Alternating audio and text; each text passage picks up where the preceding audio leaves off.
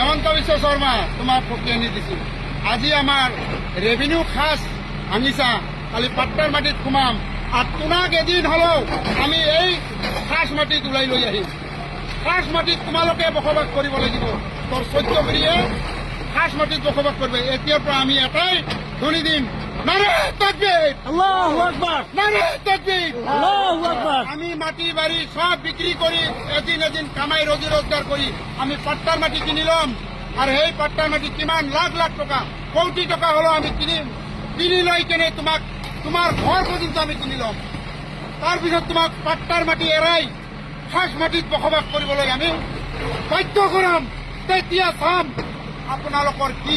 আজি হয়তো মই মৰি যাম, মোৰ ল'ৰা ছোৱালীয়ে মোৰ নাতি পুতি হলেও তোমাক খাস মাটিত ব্যৱহাৰ কৰিব দিব। ইয়াৰ কাৰণে আমি বাধ্য হ'ম, আমি বাধ্যতা কৰিম। আৰু জিআই প্ৰশাসন লগাই দি আমাৰ যিটো অত্যাচাৰ কৰি আছা, সৰু সৰু ল'ৰা ছোৱালী মাকৰ গাখীৰ খায়, নান্দৰ কুঁৱাৰ পানী দমকল গোটেইখিনি ভাঙি দি আছে, পানী খোৱা পৰ্যন্ত আপোনালোকে ব্যৱস্থা কৰি দিছে। পানী না যাতে খাব নোৱাৰে, মৰি যায় মানুহে, এইখিনিয়ে কলো।